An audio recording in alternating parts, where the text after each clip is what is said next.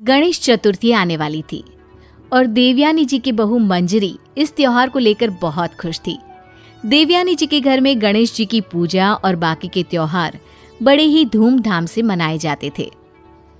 अरे बहू रानी, सब तैयारी तो कर ली है ना? इतने दिन से तो त्योहार की खुशियां मना रही थी। जरा मुझे भी बता, तूने क्या क्या तैयारी की है? मम्मी जी, मैंने सब कुछ तैयार कर लिया है। प्रसाद और भगवान की पूजा कहाँ पर करनी है, उन्हें कहाँ पर स्थापित करना है, सब कुछ डिसाइड कर लिया है। अब तो बस गणेश जी की प्रतिमा लाना बाकी है। उस बात की चिंता मत कर, मैं कल ही तुम्हारे ससुर जी के साथ बाजार जाकर एक सुंदर सी मूर्ति ले आऊंगी गणेश जी की। ठीक है मम्मी जी, ये काम आप कर देना। फिर देखना, हमारे घर भी गणपति बाप्पा बड़ी धूमधाम से आएंगे।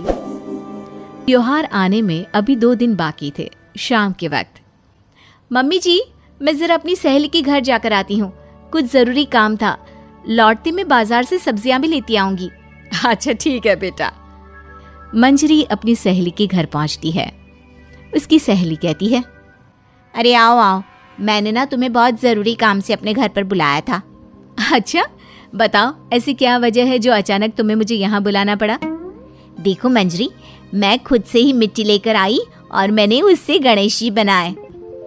वो तो ठीक है, पर इतनी मेहनत करने की क्या जरूरत थी? बाजार में देखती इतने सुंदर सुंदर गणेश जी की मूर्तियां मिल रही हैं। वही तो तुम समझ नहीं रही हो। अरे बाजार में जो मूर्तियां मिलती है ना, वो प्लास्टर ऑफ पेरिस की बनी होती है। जानती हो कितना नुकसान पहुंचाती है हमारी नदियों को। अरे हमें क्या, सारी दुनिया ही तो ये सब करती है। एक अकेले तुम्हारे और मेरे मिट्टी के मूर्ति काम कर लेने से कौन सी नदियों का नुकसान पहुंचना कम हो जाने वाला है? बस यही समझाने के लिए तुम्हें अपने घर बुलाया था। देखो, मैं तो कहती हूँ तुम भी अपनी मूर्ति खुद से बना लो। अरे नहीं नहीं, मुझसे इतनी मेहनत नहीं होती। कौन इतना काम करे? वैसे भी ससुराल में काम कम है क्या? और मेरी सासू माँ ने तो सारी की सारी जिम्मेदारी मेरे ऊपर छोड़ दी है। जैसी तुम्हारी इच्छा। मैं तो चाहती थी कि इस बार तुम भी अपने गणेश जी खुद ही बना लेती। इसके बाद मंजरी वापस अपने घर लौट जाती है और घर लौटकर ये बात अपने पति महेश को बताती है। जानती हो, मेरी सहेली मुझसे मिट्टी के गणेश बनाने के लिए कह रही थी। अरे ये तो बहुत अच्छा आइडिया है, तुम्हें अपनी सहेली की बात मान लेनी चाहिए थी। अरे लेकिन उसमें कितनी मेहनत लगती है और कितने सारे काम करने बाकी हैं अभी। अच्छा तो फिर ठीक है, जैसा तुम्हें ठीक लगे। अगले दिन सुबह के वक्त मंजरी गाय को खाना देने के लिए अपने घर से बाहर आती है। उसे अपने घर के पास सड़क पर दूर खड़ी एक गाय नजर आती है।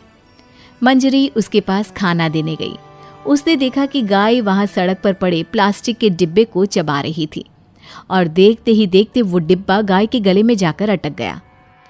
अरे कोई मदद करो, देखो ये गाय मर जाएगी, इसके गले में प्लास्टिक का डिब्बा अटका है। अरे बहन जी, ये तो रोज का काम है। कोई ना कोई कचरा प्लास्टिक यहाँ वहाँ फेंक देता है और बेचारे इन जानवरों के लिए मुसीबत हो जाती है। तभी मंजरी की आवाज सुनकर उसका पति महेश वहां पर आ जाता है। अरे क्या हुआ, सब ठीक तो है ना? इतने जोर से क्यों चिल्ला रही हो? अजी देखो ना, इस गाय के गले में प्लास्टिक अटक गई है। किसी भी तरह से बाहर निकालो, वरना ये बेचारी मर जाएगी। तुम चिंता मत करो, मैं कुछ करता हूँ। महेश किसी तरह गाय के मुंह से प्लास्टिक का डिब्बा निकाल देता है।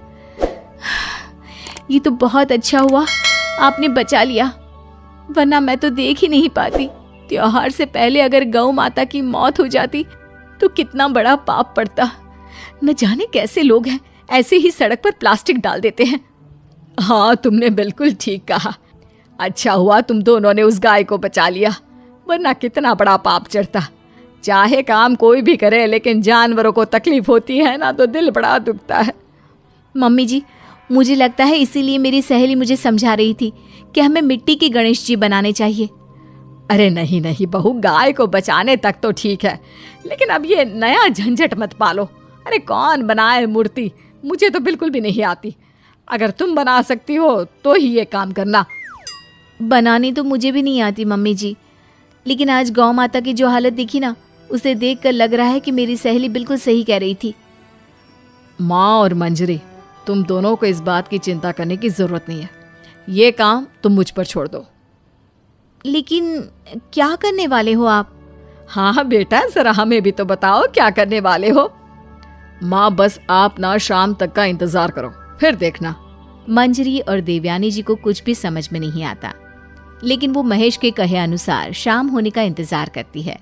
शाम को जब महेश ऑफिस से लौटकर घर वापस आता है तो एक पैकेट में बहुत सारी गिल्ली मिट्टी लेकर आता है। अरे महेश बेटा, इतनी सारी मिट्टी क्यों लेकर आए हो?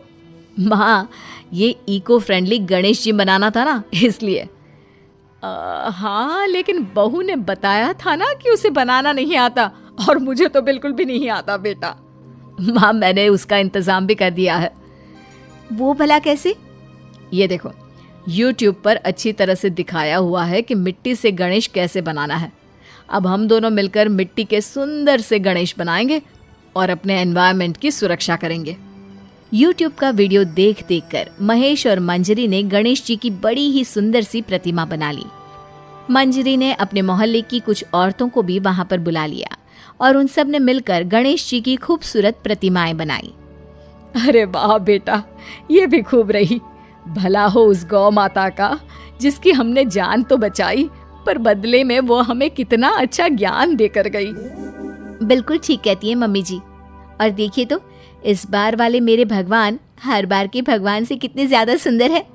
इस बार तो गणेश चतुर्थी का मजा ही आ गया।